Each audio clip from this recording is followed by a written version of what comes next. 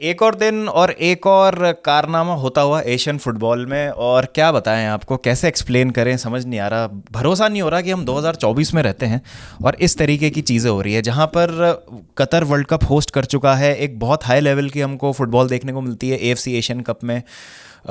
हमको लगता है कि एशियन टीम्स धीरे धीरे प्रोग्रेस कर रही हैं, लेकिन फिर कुछ ऐसा हो जाता है जिसको देख के हमको लगता है कि यार, क्या एक्चुअली में फुटबॉल का यही लेवल है हमारे यहाँ, और क्या इसी तरीके से ऑर्गेनाइज होती रहेंगी चीज़ें? क्या कुछ कभी बदलेगा या नहीं बदलेगा?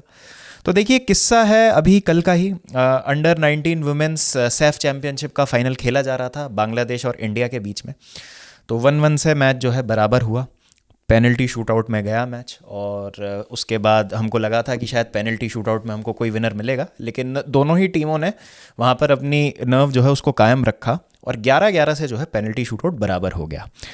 तो अब जो है ऑफिशियल्स को समझ नहीं आया भाई कि क्या करें। अच्छा, सब प्लेयर्स ने एक एक पेनल्टी ले ली, तो अब क्या करें?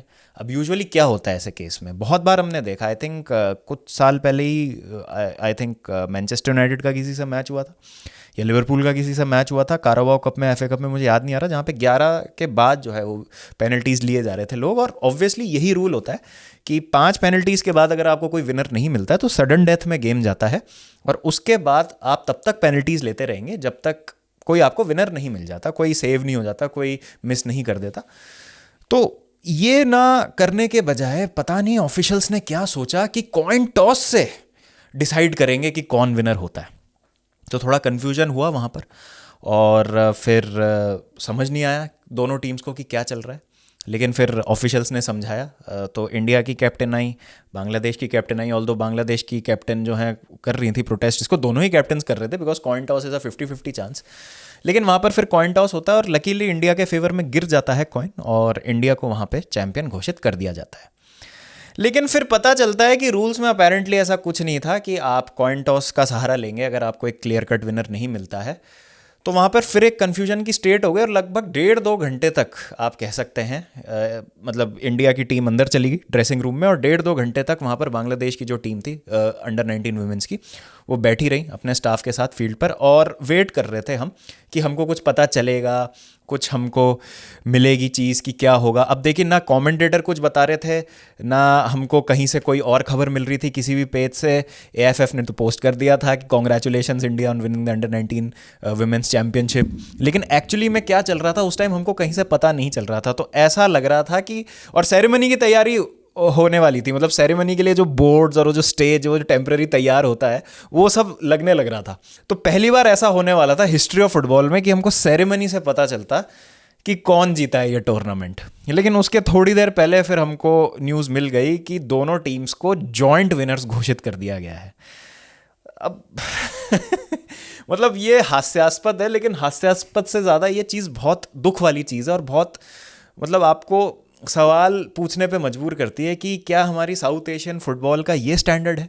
क्या ये हमारा मैनेजमेंट है? क्या इस तरीके से चीज़ों को मैनेज किया जाता है?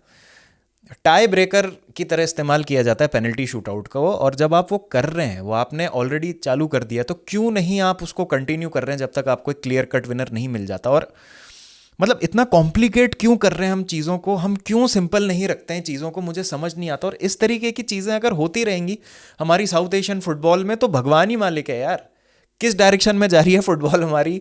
चाहे मेंस हो विमेंस गेम हो, फर्क नहीं पड़ता। इन चीज़ों को कौन ठीक करेगा? मतलब ये बहुत बेकार बात है। ये कोई छोटी मोटी टूर्नामेंट नहीं है। अंडर 19 विमेंस सैफ चैंपियनशिप है, जो लोग देख रहे हैं स्टेडियम में, टेलीकास्ट हो रहा है, हम सबकी नजरें हैं उस पर, और उसमें इस तरीके की हरकतें कर रहे हैं आप।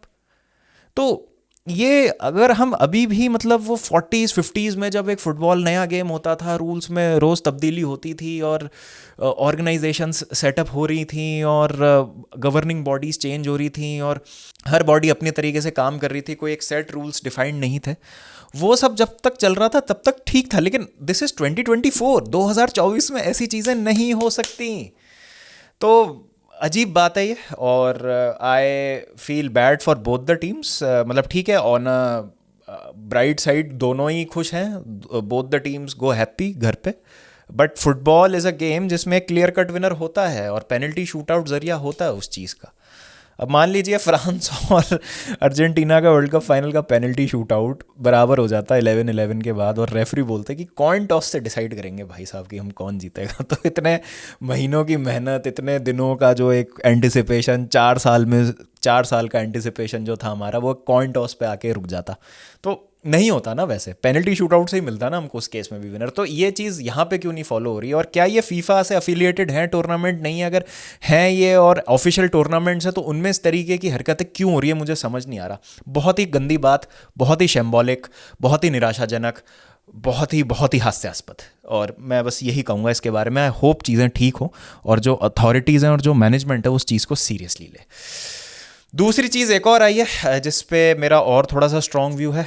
सिन बिन रूल के साथ काफ़ी छेड़खानी हो रही है। काफ़ी दिनों से हम सुन रहे हैं कि एक सिन बिन रूल आएगा फुटबॉल में जहाँ पर टेम्पररी सस्पेंशन मिल सकता है प्लेयर्स को। तो एक ब्लू कार्ड को इंट्रोड्यूस करने की बात हो रही है फुटबॉल में, और इस रूल को टेस्ट किया जाएगा। लेकिन इस रूल को अभी लोअर लीग्स में ही टेस्ट किया जाएगा, टॉप टियर कॉम्पिटिशन्स में इसको टेस्ट नहीं किया जाएगा। तो ब्लू कार्ड आप प्लेयर को दे सकते हैं रेफरीज अब एक सिनिकल फाउल के लिए या डिसेंट के लिए। जैसे प्लेयर नाराज़ हो जाता है और ऐसे चिल्ला देता है रेफरी पे, तो आजकल येलो कार्ड मिल जाता है, तो सीधा ब्लू कार्ड मिलेगा। और उससे क्या होगा कि 10 मिनट के लिए जो प्लेयर है उसको सस्पेंड कर दिया जाएगा और वो बाहर बैठेंगे 10 मिनट के लिए। तो क्या मेरी राय है इस रूल पे? मुझे लगता है बहुत ही बेकार रूल है। फुटबॉल के कोई रूल ऐसा नहीं है जिसको अभी आपको चेंज करने की ज़रूरत है, इन माय ओपिनियन। या तो ये मेरे अंदर का एक ओल्ड स्कूल फुटबॉल फैन है जो ये बात बोल रहा है, क्योंकि अभी जैसे भी चीज़ चल रही है फुटबॉल में, जो भी चल रहा है फुटबॉल में, आई डोंट थिंक सो उसमें किसी भी चेंज की ज़रूरत है। आपने सब्सटीट्यूट्स बढ़ा दिए, बहुत अच्छा किया, आप टेक्नोलॉजी लेके आ रहे हैं। ऑल्दो वीएआर अभी भी बहुत बेहतर हो सकता है। हम वीक इन वीक आउट देखते हैं कि गलत डिसीजंस दिए जा रहे हैं वीआर की ओर से, और बहुत जो है ख़राब रेफरिंग हो रही है। तो आप ब्लंडर्स को कम कीजिए, टेक्नोलॉजी को बेटर कीजिए, वीएआर को सशक्त कीजिए, और आप फेयर बनाने की कोशिश कीजिए गेम को जितना हो सकता है। लेकिन आप तो रेफरीज को प्रोटेक्ट कर रहे हैं। आप तो ऑलरेडी जो खराब रेफरीज हैं, इतनी ज़्यादा बकवास रेफरिंग ऑलरेडी करते हैं, उनके हाथ में और ज़्यादा पावर दे रहे हैं। तो ये गेम का माहौल बिल्कुल ख़राब कर देगा। मेरे हिसाब से ये रूल बिल्कुल नहीं आना चाहिए। टेम्प्रेरी सस्पेंशन तो आना ही नहीं चाहिए फुटबॉल में। बहुत सारी डायनामिक्स, टैक्टिकल जो चीज़ें हैं फील्ड पे, सब चेंज हो जाएंगी और बहुत रिपल इफेक्ट होगा इसका, बहुत बहुत बुरा इफेक्ट होगा और अजीब सा हो जाएगा गेम, इन माई ओपिनियन।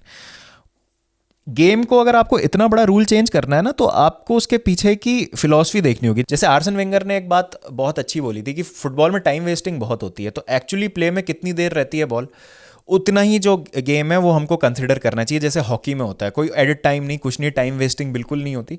और आप 60 मिनट का गेम कर दो, लेकिन बॉल जितनी देर प्ले में है उसी टाइम को जो है माना जाएगा। कोई एडिट टाइम नहीं, कुछ नहीं, क्लॉक रोक दो जैसे ही बॉल आउट ऑफ प्ले जाती है। तो वो एक चीज़ है जिसमें आप फिर भी एक डिस्कशन कर सकते हैं, जो मुझे लगता है कि हाँ ठीक है, मतलब इससे शायद गेम और बेटर हो सकती है। लेकिन ये जो सिन बिन रूल है, मैं इससे अग्री नहीं करता, मैं इससे सहमत नहीं हूँ।